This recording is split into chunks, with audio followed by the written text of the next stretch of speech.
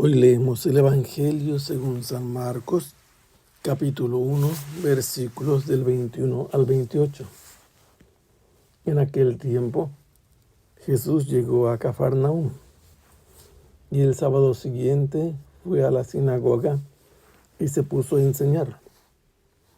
Los oyentes quedaron asombrados de sus palabras, porque enseñaba como quien tiene autoridad y no como los escribas. Había en la sinagoga un hombre poseído por un espíritu inmundo que se puso a gritar: ¿Qué quieres tú con nosotros, Jesús de Nazaret? ¿Has venido a acabar con nosotros? Ya sé quién eres, el Santo de Dios.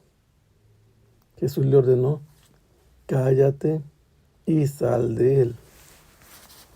El espíritu inmundo, sacudiendo al hombre con violencia y dando un alarido, salió de él. Todos quedaron estupefactos y se preguntaban: ¿qué es esto? ¿Qué nueva doctrina es esta? Este hombre tiene autoridad para mandar hasta a los espíritus inmundos y lo obedecen. Y muy pronto se extendió su fama por toda Galilea. Hoy leemos en el Evangelio de San Marcos, en el primer capítulo, que Jesús llegó a Cafarnaúm. Cafarnaúm significa aldea de Nahum, o aldea de paz, o de calma, o de tranquilidad, o bien la aldea de una persona de nombre Nahum.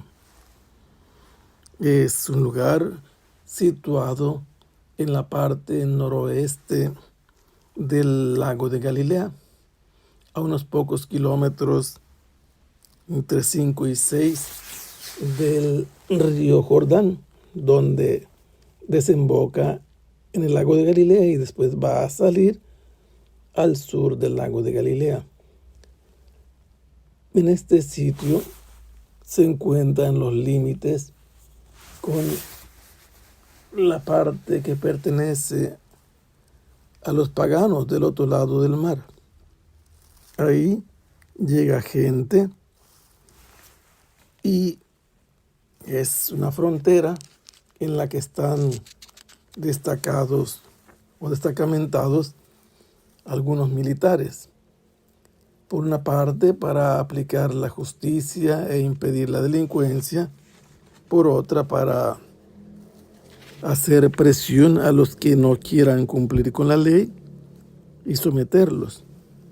Esto nos dice que los soldados que había en esa región correspondían probablemente a Herodes Antipas, que había vivido en Roma y que conocía la estructura militar de los romanos y la imitaba, y siendo un etnarca, tetrarca o un reyesuelo, estaba autorizado por Roma para tener su propio ejército.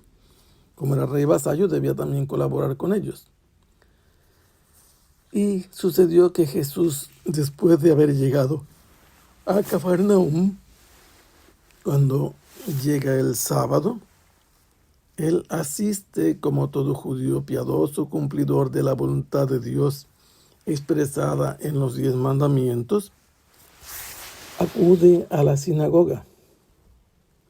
Sinagoga significa lugar de la reunión. Hay muchas hipótesis cuándo nació la sinagoga, dónde nació la sinagoga. Unos dicen que nació fuera de Israel cuando el templo fue destruido. Otros dicen que nació en Israel después de la época persa. Lo cierto es que era el único lugar al que acudían los que estaban fuera de la ciudad de Jerusalén para cumplir con el deber del culto sabatino. En las sinagogas había un jefe, podía ser un rabino, o si en el lugar había un sacerdote, le tocaba a él esta función. Y el jefe, fuera sacerdote o rabino, tenía también un ayudante. Y en ese lugar se leía la palabra de Dios, se hacía oración Pero después de que se proclamaban las lecturas de la ley y de los profetas, el jefe de la sinagoga podía invitar a alguno de los presentes a hacer una reflexión, a compartir la palabra de Dios. Y esto es lo que explica que Jesús se haya puesto a enseñar. Es interesante notar que en el Evangelio de San Marcos, que tiene 16 capítulos, 17 veces se menciona la palabra didaskein o didasco, enseñar, atribuida a Jesús. Y esto nos hace percatarnos de que una de las principales actividades de Jesús en el Evangelio según San Marcos es la enseñanza. Ahora escuchamos que estaba enseñando y todos los que estaban dentro de la sinagoga se quedaban impresionados de la manera en que hablaba Jesús, del contenido de su enseñanza y además del modo en que él enseñaba. Su enseñanza era con autoridad. ¿Y en qué sentido podían estas personas descubrir que él tenía autoridad? Lo primero es que quienes enseñaban en la sinagoga hacían siempre referencia a sus maestros, a los personajes importantes de su escuela, para poder sostener lo que ellos estuvieran comunicando a la hora de enseñar. Pero Jesús de ninguna manera hacía referencia a algún rabino ni a los textos que usaban para explicar la palabra de Dios. Y esto los deja sorprendidos, porque no es la manera normal de enseñar no citar a nadie, no hacer referencia a un maestro. Por eso ya estos están maravillados. Allí en la sinagoga estaba presente un hombre poseído por un espíritu inmundo. Los espíritus inmundos, ¿qué hacen? Dominan y atormentan a las personas. En muchos casos los hacen tener conductas impresionantes porque poseen fuerzas extrañas y sobrehumanas en ellos. Y esto que vemos en el Evangelio es una posesión y la describe el autor como posesión de un espíritu inmundo, un espíritu impuro que aparta de Dios, que aleja de las cosas de Dios. Pero está en la sinagoga donde se habla de las cosas de Dios. ¿A qué se debe esto? A que normalmente en esos lugares las personas que están poseídas sienten un poco de descanso, reposan ante tantos sufrimientos.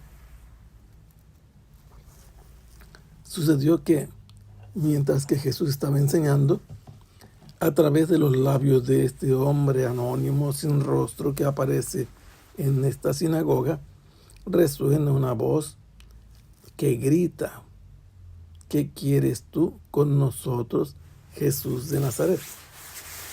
Esta voz habla de una persona que representa a otras, o que es parte de un grupo, o bien que este individuo está poseído por varios espíritus inmundos, porque habla en plural, decir: ¿qué quieres tú con nosotros, Jesús de Nazaret? Esta traducción no es exacta, pero en realidad lo que quiere decir este espíritu que hace resonar su voz gritando: ¿qué hay entre tú y nosotros? No tenemos nada contigo, Jesús de Nazaret. Identifica a Jesús. No sabemos si la persona lo conocía de antemano, pero lo cierto es que lo está identificando ya de una manera. Por parte de quien está hablando este espíritu: ¿has venido a acabar con nosotros?